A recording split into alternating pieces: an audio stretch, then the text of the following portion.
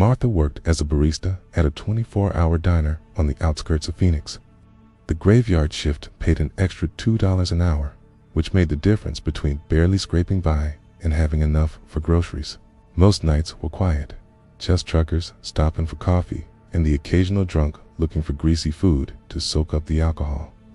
Her apartment was a studio above an old electronics repair shop that had been closed for years. The landlord was cheap, which meant Martha got a decent place for almost nothing, but it also meant things broke and stayed broken. The old rotary phone in her kitchen had been disconnected for months after she switched to just using her cell phone to save money. It was around 2 a.m. on a Tuesday when she got home from work, exhausted and smelling like coffee grounds and bacon grease. She kicked off her shoes and was heading to the bathroom when the phone rang. The old rotary phone, the disconnected one. Martha stood frozen in her doorway, listening to the shrill ringing echoing through the small apartment. Maybe she was just tired. Maybe she was hearing things, but the ringing continued, steady and persistent. She approached the phone slowly, her bare feet cold against the linoleum floor. The receiver felt heavy in her hand as she lifted it. "Hello?" she said, her voice barely above a whisper. "Martha," a voice replied immediately. It was a man's voice, calm and clear. "You're home late tonight." She nearly dropped the phone. Nobody called her Martha except her grandmother, and she'd been dead for 3 years. Everyone else called her by her middle name, Kate. "Who is this?" she asked, gripping the receiver tighter. "You know who this is?" "Martha. You've always known." The line went dead. Martha stared at the phone in her hand, her heart hammering against her ribs. She checked the phone line behind the wall jack. Still disconnected. The wire wasn't even plugged in. She didn't sleep that night. Every time she started to drift off, she'd hear phantom ringing in her ears. The next morning, she called the phone company. They confirmed her landline service had been terminated months ago. There was no way that phone should have been able to receive calls, but it rang again the next night. Same time, same voice. "Martha, you can't keep running from me. It's time." She hung up immediately, but the voice had sounded closer somehow, like it was coming from inside the apartment rather than through the phone line. On the third night, she unplugged the phone entirely and shoved it in her closet, but at 2 a.m., she heard ringing anyway. Muffled, but still there. She opened the closet door, and the sound got louder. The phone was glowing. Not the whole phone, just the rotary dial, casting a pale green light on the closet walls. "Martha," the voice said before she even lifted the receiver. "This time, I can see you." She looked around her apartment frantically. The windows were covered with thick curtains. There was nowhere for someone to see in. "I'm calling the police," she said. The voice laughed, a sound like static electricity. "Go ahead. Tell them about the disconnected phone that knows your real name. Tell them about the voice that can see you through walls." Martha grabbed her keys and ran. She spent the rest of the night in her car in a 24-hour McDonald's parking lot. When she came back the next day, the phone was sitting on her kitchen table, plugged in, the receiver off the hook. She moved out that weekend. But sometimes, late at night in her new apartment, she still hears a faint ringing, and she never answers phones anymore unless she absolutely has to. Keon had been grinding through his favorite horror game for hours. It was nearly 3 a.m., but he was close to beating a particularly difficult boss, and the adrenaline from the jump scares was keeping him wide awake. He worked from home doing web design, so his sleep schedule was pretty flexible. Plus, the late-night gaming sessions helped him unwind after staring at code all day. His setup was decent, nothing too fancy, but good enough. Mechanical keyboard, decent monitor, and a solid gaming headset that he'd saved up for months to buy. The headset had excellent noise cancellation, which was perfect for his apartment building, where thin walls meant he could hear every footstep and conversation from his neighbors. He was deep in concentration, navigating through a particularly creepy asylum level when he heard it. Breathing, slow, deliberate, like someone was standing right behind him. Keon spun around in his chair, heart already racing from the game. His apartment was empty, just shadows cast by the blue glow of his monitor. But the breathing continued, coming directly through his headset. He checked his microphone settings, muted. He wasn't in any voice chat, wasn't streaming, wasn't connected to any communication software. The breathing shouldn't have been possible. Maybe it was audio from the game, he told himself, even though he'd played this section before and never heard anything like it. He turned the game volume down. The breathing continued, unchanged. Keon pulled off his headset and listened. Silence. Put it back on. Breathing. He opened his audio settings, checking every input and output. Everything looked normal. He even restarted his computer. But when he put the headset back on, the breathing was still there. It's closer now, like whoever it was had moved right up to his ear. The next night, he tried a different headset, an old pair of earbuds. Nothing. But the moment he put on his gaming headset, the breathing started again. Same rhythm, same proximity. Keon started researching online. Forums were full of people talking about electromagnetic interference, faulty hardware, crossed signals, but none of the suggested fixes worked. The breathing only happened with that specific headset, and only late at night. On the fourth night, something changed. Between the inhales and exhales, he heard a whisper, so quiet he almost missed it. I can see your screen. Keon's blood went cold. He lived alone on the fourth floor of an apartment building. His windows faced an empty lot. There was no way someone could see his screen from outside. He looked around his room anyway, checking the windows, the closet, even under his bed, like a child afraid of monsters. Nothing. When he put the headset back on, the voice was clearer. Nice setup. You've been playing for 6 hours and 43 minutes tonight. Keon checked his gaming platform. 6 hours and 43 minutes. Exactly. Who is this? He said out loud, feeling foolish for talking to empty air. Someone who's been watching you for a while. Keon. Someone who knows you stay up every night until 3 or 4 a.m. Someone who knows you order pizza every Tuesday and Chinese food every Friday. The details were accurate, terrifyingly accurate. Keon ripped the headset off and threw it across the room. But he could still hear the voice, fainter now, but still audible. You can't get rid of me that easily. He grabbed the headset and ran to his balcony. 4 floors up, he hurled it into the empty lot below, watching it shatter against the concrete. That should have been the end of it. The next night, when he tried to game with his backup earbuds, he heard it again. The breathing, the voice. I told you that you couldn't get rid of me. I'm not in your headset, Keon. I'm in your head. Keon hasn't gamed late at night since then.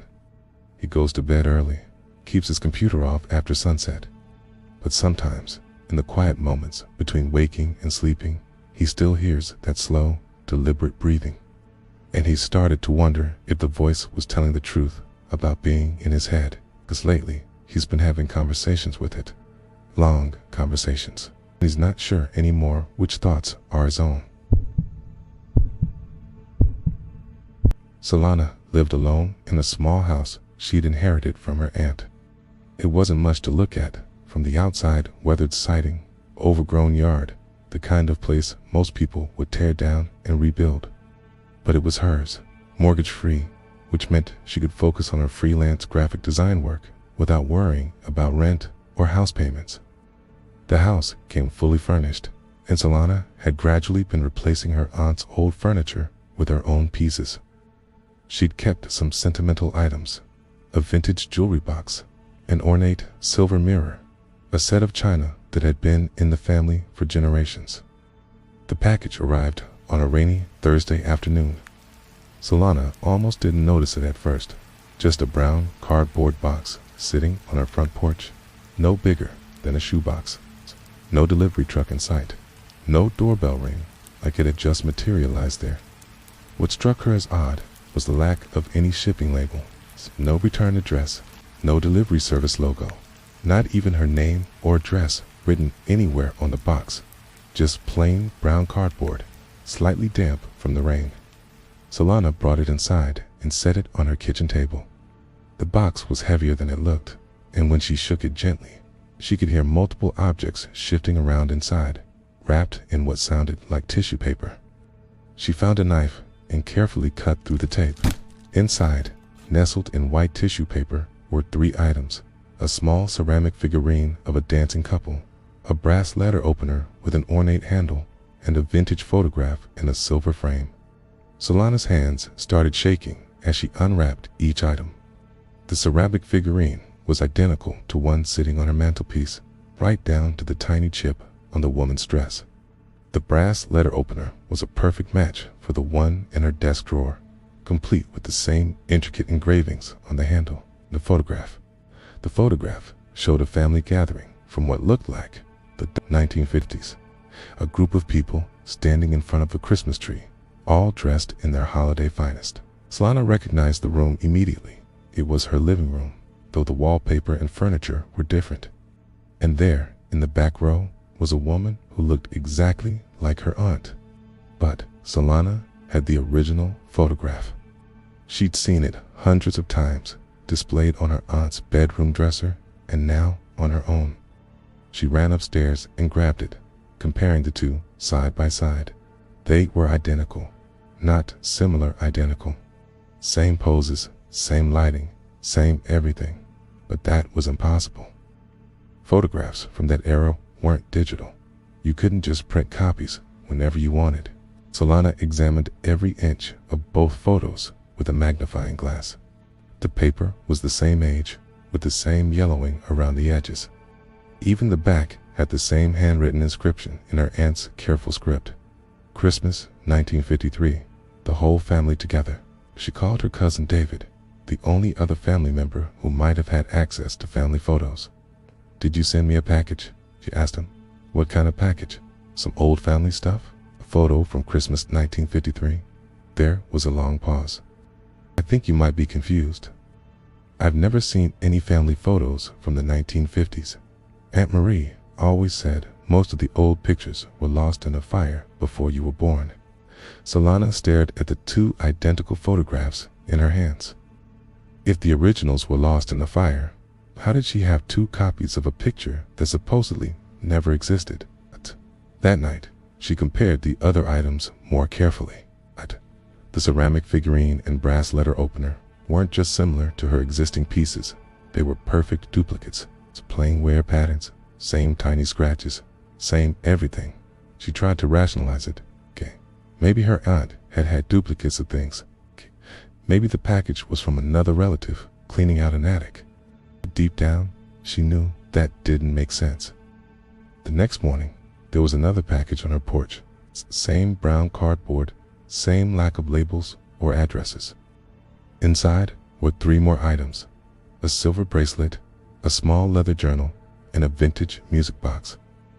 All perfect duplicates of things in her house. Solana started checking all her possessions obsessively. Every day brought a new package with exact copies of items she owned. Books, jewelry, kitchen utensils, even clothing. Always 3 items, always perfect duplicates. She tried staying awake to catch whoever was delivering the packages, but they always appeared when she wasn't looking. She installed a security camera, but the footage just showed the packages materializing on her porch between frame refreshes, like they were being edited in by some invisible hand. The worst part was that the packages seemed to know things about her possessions that she didn't know herself. One package contained a duplicate of a necklace she'd forgotten she owned, buried at the back of a jewelry drawer. Another had a copy of a book she'd hidden behind other books on her shelf, embarrassed by the romance novel she'd impulse bought months ago. Solana moved out after 3 weeks, but the packages followed her to her new apartment, and she started to wonder if the items in the packages are actually the originals, and everything in her house has been slowly replaced by copies. She can't tell the difference anymore, and that terrifies her more than anything else. Tom had been driving truck routes for 15 years, mostly long-haul deliveries across the Southwest. The pay wasn't spectacular, but he liked the solitude, the podcasts, the changing scenery. Plus, his regular route between Phoenix and Albuquerque meant he could be home with his wife and kids at least twice a week. It was around 11 p.m. on a particularly dark stretch of highway when he saw the hitchhiker. Tom normally didn't pick up strangers' company. Policy strictly prohibited it, but something about this guy made him slow down. Maybe it was how still he stood by the roadside, thumb not even raised, just waiting like he knew someone would stop. The man was probably in his 30s, average height, wearing jeans and a flannel shirt. Nothing memorable about him except for how quiet he was. And Tom rolled down his window and asked where he was headed. The guy just pointed down the highway and climbed into the passenger seat without saying a word. Tom figured maybe the guy was deaf or just not much of a talker. He'd picked up quiet passengers before. Some people preferred silence to small talk, and that was fine by him. He turned his music down low and got back on the highway. For the first hour, everything seemed normal. The hitchhiker sat perfectly still, staring straight ahead at the road. Didn't fidget, didn't check his phone, didn't even seem to blink very often. Tom tried starting a conversation a few times, asking basic questions like where he was from or what he did for work, but got no response. Around midnight, Tom noticed something odd. Couldn't hear the guy breathing.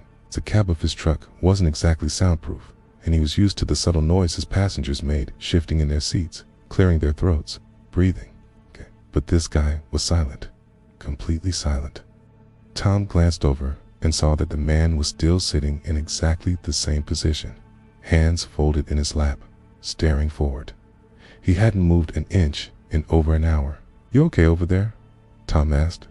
No response, not even a glance in his direction. Tom started feeling uneasy. Something wasn't right about this passenger, but he couldn't put his finger on what. The guy wasn't threatening or hostile. He was just wrong somehow. As they passed under a streetlight, Tom caught a glimpse of the man's profile and felt his stomach drop. The guy's eyes were open, but they weren't tracking the road or looking at anything in particular. They were just empty, staring at nothing. Tom tried to focus on driving, telling himself he was just tired and imagining things, but the feeling of wrongness kept growing. The temperature in the cab seemed to drop, even though his heater was running. The air felt thick, like breathing through cotton. He reached over to adjust the radio, and his hand accidentally brushed against the hitchhiker's arm. It was ice cold. Not just cool from the night air, but genuinely cold, like touching a piece of meat that had been in the refrigerator. The man didn't react to being touched, didn't even seem to notice. Tom's hands started shaking on the steering wheel. He wanted to pull over and ask the guy to get out, but something told him that would be a very bad idea. Instead, he just kept driving, counting down the miles to the next truck stop. 20 minutes later, he was reaching for his coffee when he glanced over at the passenger seat. It was empty. Tom nearly swerved off the road. He looked in his mirrors, checked the sleeper berth behind him, even pulled over and got out to check if the guy had somehow fallen out of the truck. Nothing. The passenger door was still locked from the inside. The windows were up. There was no way anyone could have gotten out of the truck while it was moving at 65 miles per hour down a straight stretch of highway. But the guy was gone, like he'd never been there at all. Tom called his dispatcher when he got to the next truck stop, trying to explain what had happened without sounding crazy. But how do you explain that your passenger disappeared mid-ride? How do you report something that doesn't make sense? He's driven that route dozens of times since then, but he's never seen the hitchhiker again, though sometimes, late at night on that same stretch of highway, he'll feel like someone is sitting in his passenger seat. He'll catch a glimpse of movement in his peripheral vision, or feel the cab get suddenly cold. And he's heard from other drivers who've had similar experiences. A quiet passenger who doesn't speak, doesn't move, doesn't seem quite real. always disappearing somewhere between mile marker 47 and mile marker 52. Tom doesn't pick up hitchhikers anymore. Company policy, he tells himself. But really, he's afraid of who might get in his truck. And more importantly, he's afraid of what might not get out. Jessie had been hosting her spare bedroom on Airbnb for about 6 months to help cover her mortgage payments. Her house was in a decent neighborhood near the university, so she got a steady stream of visiting professors, prospective students, and tourists. Most guests were polite and quiet, which worked well since she often had early morning shifts at the hospital where she worked as a nurse. The booking came through on a Wednesday for a single night stay. Dr. Elizabeth Morrison, according to the profile. Visiting researcher needed a quiet place to stay before an early morning meeting at the medical school. The profile was sparse, no photo, just a few basic details, but the communication was professional and polite. Jessie prepared the room as usual: fresh sheets, clean towels, a small basket of snacks, and bottled water. She left a welcome note with a Wi-Fi password and her contact information, then settled in for the evening. Her guest was supposed to arrive sometime after 9 p.m. Around 10:30, Jessie heard a car in the driveway and the front door opening. She called out a greeting from her living room, but didn't get a response. Some guests preferred minimal interaction, so she didn't think much of it. She heard footsteps going upstairs, the guest room door closing, then silence. Jessie went to bed around midnight. She was a light sleeper, especially when guests were in the house, but the night was quiet. No sounds from upstairs, no movement in the hallway. Her guest was apparently as quiet as she'd hoped. The next morning, Jessie got up at 6 a.m. for her shift.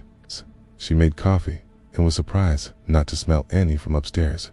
Most of her guests were early risers who used the coffee maker in the guest room, but maybe Dr. Morrison had already left for her meeting. Jessie knocked softly on the guest room door. No answer. He tried the handle and found it unlocked. The room was empty. Bed perfectly made. Everything exactly as she'd left it. It looked like no one had stayed there at all, but that was impossible. She'd heard someone come in the night before, heard footsteps on the stairs. She checked the rest of the house. No signs that anyone had been there. Jessie assumed her guest had left very early and been exceptionally neat. But when she checked her Airbnb messages, there was a note from Dr. Morrison saying she'd had to cancel at the last minute due to a family emergency. The message was timestamped at 8:47 p.m. the night before. More than an hour before someone had entered Jessie's house. Jessie felt cold all over. Someone had been in her house. Someone who wasn't her booked guest. Someone who'd had a key or known how to get in. She called Airbnb customer service, trying to explain the situation, but they insisted that the booking had been canceled and no one should have had access to her property. She changed all her locks that day and installed a security system. But that night, at almost exactly the same time, she heard the front door open again. Footsteps on the stairs. The guest room door closing. Jessie grabbed a baseball bat and crept upstairs. The guest room was empty, but she could swear she heard breathing. Soft, regular breathing, like someone sleeping. But there was no one there. This continued for 3 more nights. Always the same time, always the same sounds. Jessie stopped accepting new bookings and spent her evenings sitting in her living room with a baseball bat, waiting. On the 4th night, she heard something different.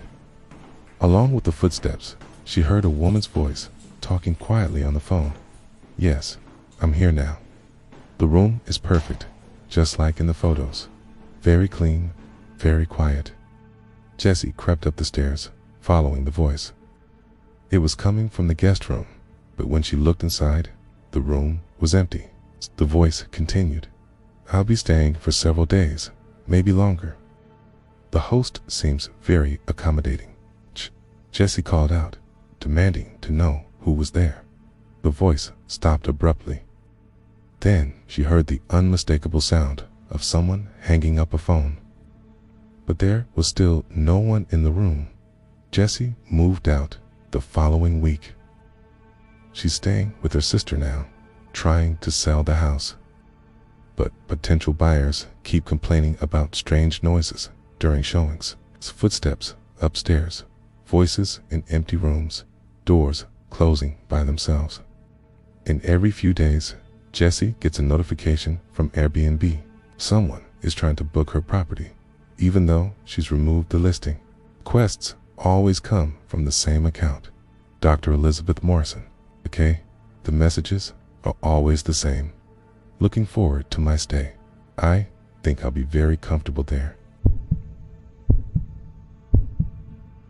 Laurel worked late shifts at a 24-hour diner downtown. It's the kind of place that attracted night shift workers, insomniacs, and people who had nowhere else to go. The tips weren't great, but the late shift differential meant she could make decent money while going to college during the day. Most of her regular customers were harmless cab drivers, hospital workers, security guards grabbing coffee between rounds. But there was one customer who made her uncomfortable. He came in every Tuesday around 2 a.m., always sat in the same booth, always ordered the same thing, black coffee and a slice of apple pie. He never caused trouble, never said anything inappropriate, but something about him felt wrong. The way he watched her move around the restaurant, how his eyes followed her every step. Laurel mentioned him to her manager, but without any specific complaints. There wasn't much they could do. The guy paid his bill, left a decent tip, and minded his own business. Technically, he was a model customer. It was on a particularly slow Tuesday night when things escalated. The diner was nearly empty, just Laurel, the cook, and the usual customer in his regular booth. Around 3 a.m., she noticed he was taking pictures of her with his phone. Not obvious about it, but she caught the flash reflecting off the window behind her that crossed the line. Laurel walked over to his table and asked him to stop taking photos. He looked up at her with a smile that didn't reach his eyes and said he didn't know what she was talking about, but she could see the photos on his phone screen, pictures of her serving food, wiping down tables, reaching for things on high shelves. She called her manager, who came in and asked the man to leave. He paid his bill without argument and walked out into the night. Laurel thought that would be the end of it. She was wrong. Her shift ended at 6 a.m., and Laurel walked to her car in the employee parking lot behind the diner. As she was unlocking her door, she noticed a car following her at a distance, the same make and model she'd seen the customer get into when he left the diner. Laurel drove carefully, taking a longer route home and making several unnecessary turns. The car followed her the entire way, always staying a few cars back, but always there. When she pulled into her apartment complex, the car drove past without stopping, but she knew the driver had seen where she lived. Laurel lived in a small one-bedroom apartment on the second floor of an older building. It's not the safest neighborhood, but it was what she could afford on a waitress's salary.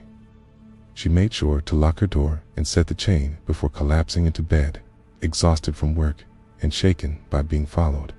She woke up around noon to the sound of someone moving around in her apartment. Laurel lay perfectly still, listening. Footsteps in her kitchen, the sound of her refrigerator opening and closing, water running in her sink. Someone was making themselves at home in her apartment. She grabbed her phone and dialed 911, whispering into the phone that someone had broken into her apartment. The dispatcher told her to stay quiet and wait for police to arrive. But then she heard something that made her blood freeze. A man's voice, talking casually like he was on a phone call. "Yeah, I'm here now. Nice little place. She's got good taste in furniture." It was the customer from the diner. Somehow, he'd gotten into her locked apartment. Laurel could hear him moving around, opening drawers, going through her things.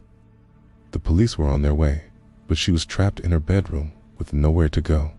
The fire escape was outside her bedroom window, but it was old and creaky, and she was afraid he'd hear her trying to open it.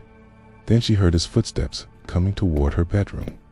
"Laurel," he called out in a sing-song voice. "I know you're awake now. We need to talk." She pressed herself against her bedroom door, trying to keep it closed, but she could hear him turning the handle. The door started to open. That's when the police arrived. She heard shouting, heavy footsteps, the sound of someone being tackled to the ground. When the officers finally told her it was safe to come out, she found her apartment in chaos. Drawers pulled out, furniture moved around, personal items scattered everywhere. But here's the part that still keeps Laurel awake at night. When the police searched the apartment, they found no signs of forced entry, no broken windows, no damaged locks, no indication of how the man had gotten inside. Her door was still locked and chained from the inside. The windows were all secure. Kenna, the man, claimed he'd been invited in. He had photos on his phone that seemed to show Laurel opening her front door for him, smiling and gesturing for him to come inside. But Laurel had no memory of that happening. She'd come straight home from work and gone to bed. The photos were time-stamped just 20 minutes after she'd gotten home, but she'd been asleep by then, or thought she had been. The man was arrested for breaking and entering, but the case fell apart when investigators couldn't explain how he'd gotten inside. The photos on his phone suggested Laurel had let him in voluntarily, even though she insisted she hadn't. But sometimes, late at night, she wonders if she really did open that door. There's a part of her memory that's just missing, and she wonders what else she might have done that she can't remember. Hank had always been close to his grandmother. She'd raised him after his parents died in a car accident when he was 8. And even after he had grown up and moved across the country for work, they talked every week. Grandma Rose was the kind of person who remembered everyone's birthday, anniversary, and favorite meal. Her house was filled with photo albums and carefully wrapped presents she'd bought months in advance. She passed away the day before Hank's 30th birthday. It's a heart attack in her sleep, quick and peaceful, according to the doctors. Hank flew back to Ohio for the funeral, dealing with the grief and the logistics of settling her estate during what should have been a celebration. He'd expected maybe a card or a small gift set aside. She'd always been so organized about these things. But when he and his cousin went through her house, they found nothing with his name on it. No birthday present, no card waiting to be mailed. It was the first time in 22 years that Grandma Rose hadn't prepared something for his birthday. Hank tried not to let it bother him.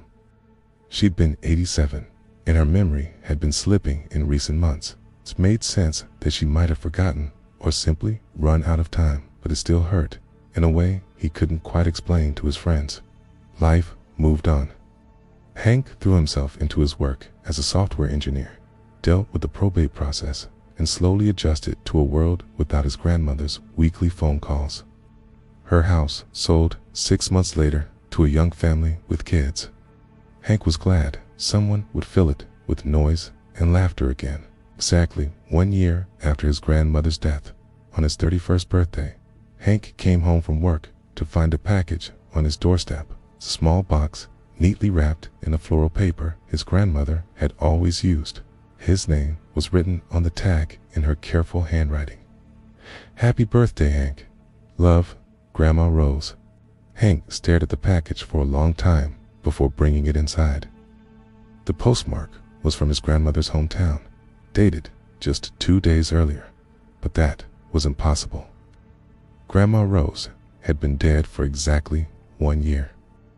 Inside the box was a vintage pocket watch, the kind his grandmother had always admired at antique shops.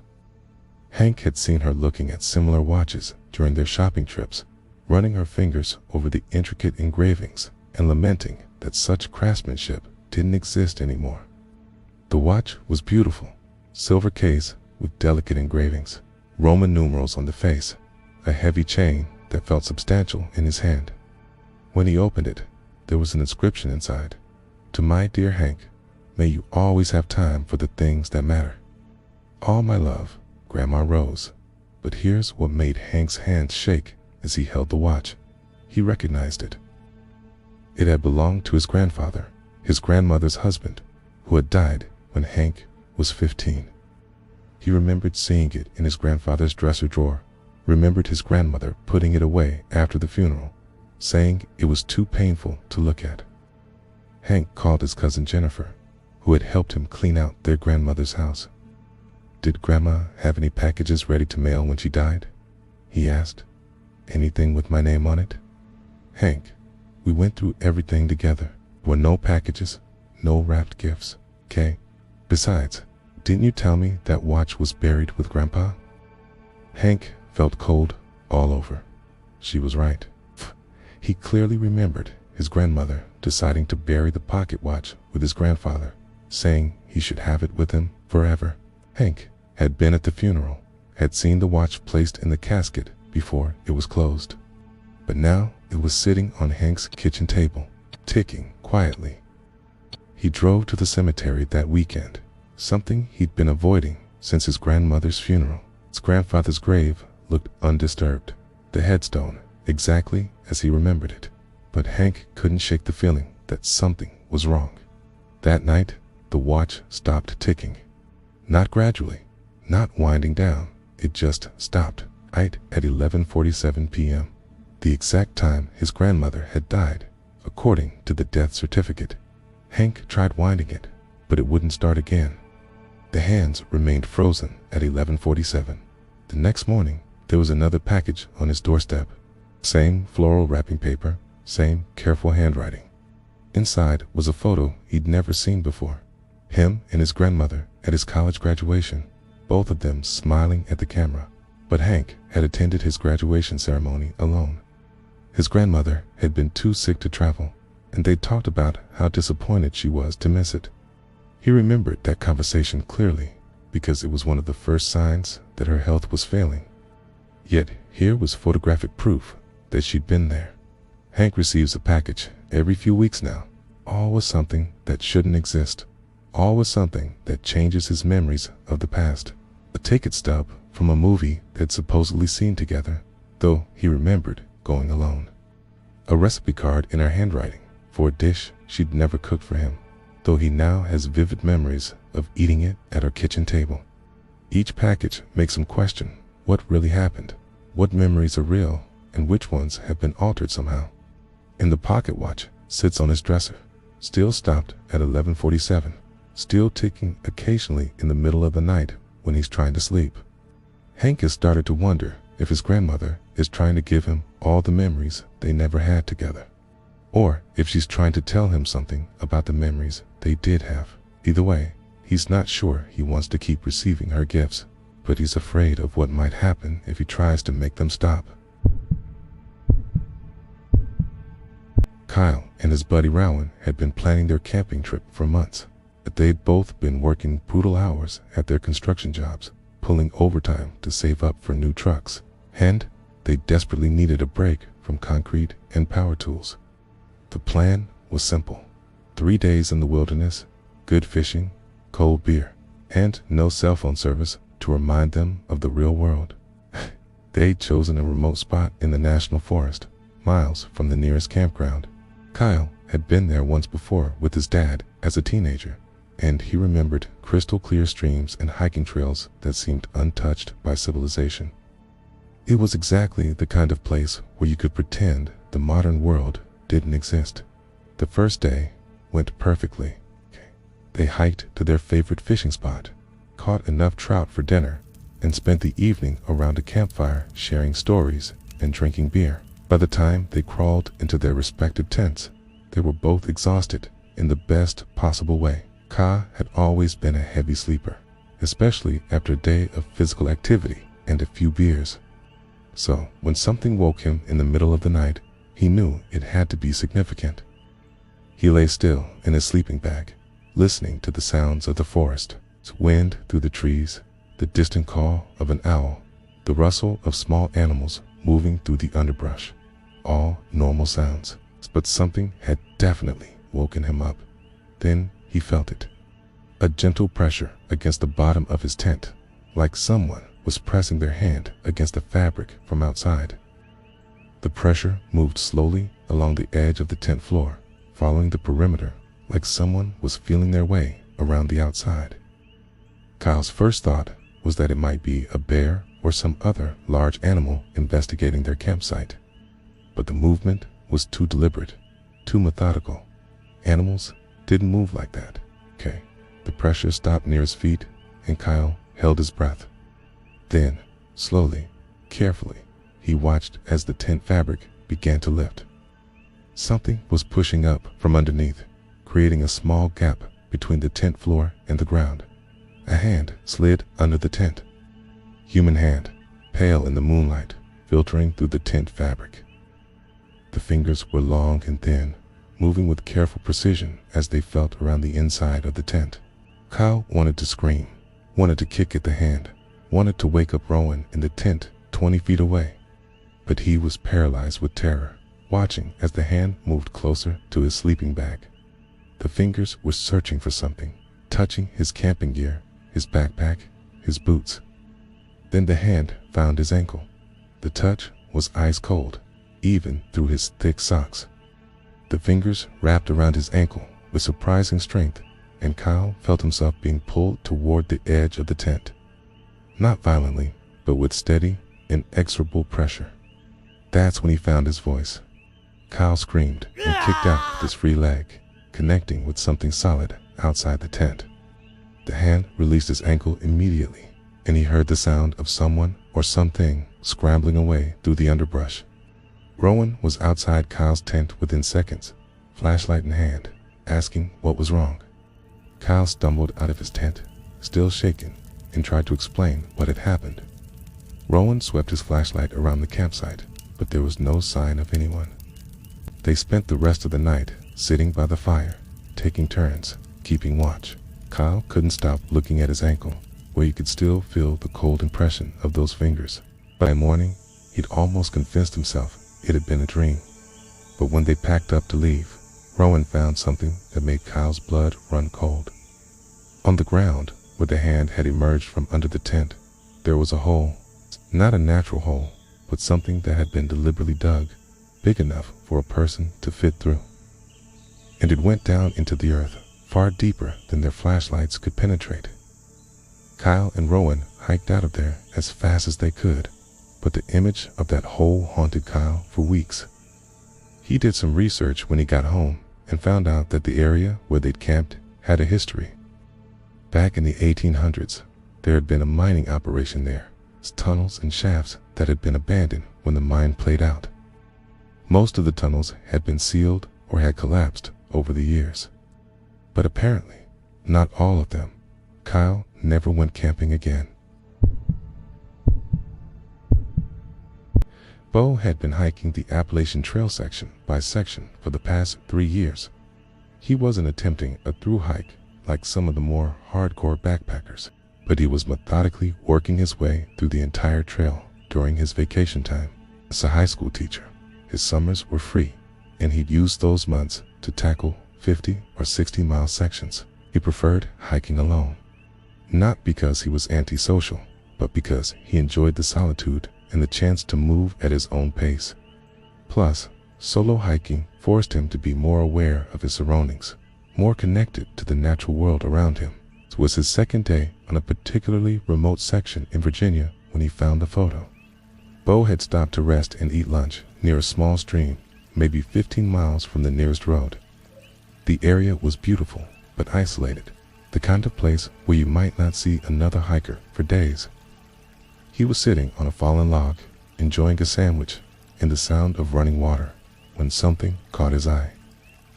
About 20 feet away, taped to the trunk of a large oak tree, was a photograph. It stood out because it was so obviously out of place, bright white paper against dark bark, clearly man-made in an otherwise pristine natural setting. Bo walked over to investigate, thinking maybe it was a memorial photo or some kind of trail marker. But when he got close enough to see the image clearly, his lunch turned to lead in his stomach. It was a photo of him, a recent photo taken from a distance but clearly showing his face. He was wearing the same clothes he'd worn yesterday, the same backpack, the same hiking boots. The photo showed him setting up his tent at the campsite where he'd spent the previous night, but that was impossible. He'd been alone when he made camp. He'd specifically chosen that spot because it was isolated, hidden from the main trail by a thick stand of trees. No one could have taken that photo without him knowing. Bo looked around the forest, suddenly aware that someone might be watching him right now. But the woods was silent, except for the stream and the rustling of leaves in the breeze. Examined the photo more closely. It was printed on regular photo paper, the kind you'd get from a drugstore or home printer. The image quality was good, clearly taken with a decent camera. And there was something written on the back in neat handwriting. Day 2, lunch stop, mile 47.3. The details were accurate. It was day 2 of his hike. He was stopping for lunch, and according to his GPS, he was almost exactly at mile marker 47.3. Bo took the photo with him, but he couldn't shake the feeling that he was being watched. Every rustling bush, every snapping twig made him jump. He found himself constantly looking over his shoulder, scanning the tree line for any sign of movement. That night, he made camp in a different spot than he'd originally planned, choosing a location with good visibility in all directions. He barely slept, listening to every sound the forest made. The next morning, he found another photo taped to a tree near his campsite. This one showed him eating dinner the night before, sitting by his camp stove in the exact spot where he'd made camp. Again, the photo was taken from a distance, but clearly showed his face. On the back, day 3, dinner, mile 52.1. Bo packed up immediately and started hiking, but he kept finding more photos. Always taped 2 trees along the trail, always showing him from the previous day or even from just hours before. The photos documented his entire hike in chronological order, like someone was creating a photographic journal of his journey. By the 4th day, Bo was hiking as fast as he could toward the nearest road. He was exhausted, paranoid, jumping at every shadow. But the photos kept appearing, always just ahead of him on the trail, always showing him in moments when he'd thought he was alone. The final photo was the worst. It showed him sleeping in his tent the night before, but the photo was taken from inside the tent. The angle was wrong for it to have been taken from outside. Someone had been inside his tent while he slept, close enough to photograph his face in the darkness. On the back, day 4, sweet dreams, mile 61.8. Bo ran the last 5 miles to the road and didn't stop until he reached his car. He drove straight home and never returned to finish that section of the trail. But the photos didn't stop. Every few weeks, he'd find a new one taped to his front door, or slipped under his windshield wipers, or tucked into his mailbox. Photos of him at work, at the grocery store, at his favorite restaurant. It's always taken from a distance, always showing him in moments when he thought he was unobserved. Bo moved to a different state and changed his phone number. But the photos followed him, and they're getting closer. The most recent one showed him sleeping in his new apartment, taken from what looked like the foot of his bed. On the back, in that same neat handwriting, new home, same dreams. Bo doesn't hike anymore. He's installed security cameras, changed his locks, even hired a private investigator. But whoever's taking the photos is always one step ahead. And Bo has started to wonder if the person following him is the same person who's been documenting his life, or if there's more than one of them. Luca had been a sleepwalker since childhood. It wasn't unusual for him to wake up in different rooms of his house, or to find evidence that he'd been up during the night rearranging furniture or making snacks. It was annoying and sometimes embarrassing, but his doctor had assured him it was fairly common and generally harmless. His wife Paula had gotten used to it over their 8 years of marriage. She'd learned to gently guide him back to bed when she found him wandering around, and they'd installed locks on the exterior doors to prevent him from leaving the house. Most nights, Luca stayed in bed, but maybe once or twice a month, Paula would wake up to find him up and about. The conversations started about 6 months ago. Paula first noticed it on a Tuesday night when she got up to use the bathroom. She could hear Luca talking in the living room, having what sounded like a detailed conversation with someone. She assumed he was on the phone with someone, maybe dealing with a work emergency. But when she came downstairs, she found Luca standing in the corner of the living room, facing the wall, talking animatedly to empty space. He was clearly asleep. His eyes were closed, his movements were the slow, deliberate motions of someone sleepwalking. But he was having a conversation. "Well, I hadn't thought about it that way," he was saying. "You make a good point about the timing." Paula approached him carefully, the way she'd learned to do when he was sleepwalking. When she got close enough to hear clearly, she realized he was pausing between his comments, as if someone was responding to him. The pauses were timed perfectly, like he was listening to replies that only he could hear. "That does sound like something he would do," Luca continued after a long pause. "But are you sure it's the right approach?"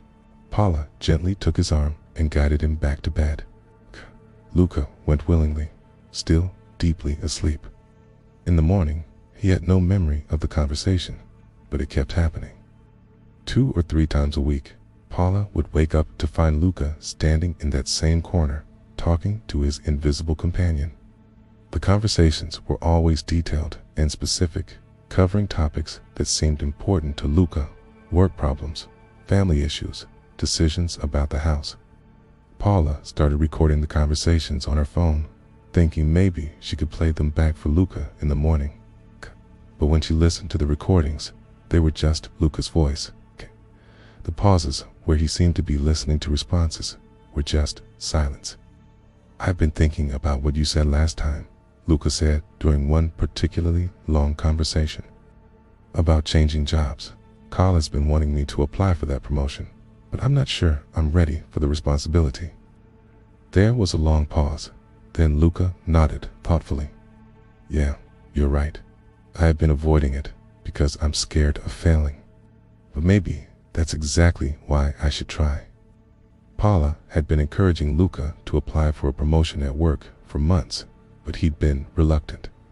The next morning, he announced that he'd decided to go for it. When Paula asked what had changed his mind, Luca said he'd had a dream where someone had given him good advice about facing his fears. The conversations became more frequent and more detailed. Luca would discuss their finances, their relationship, their plans for the future.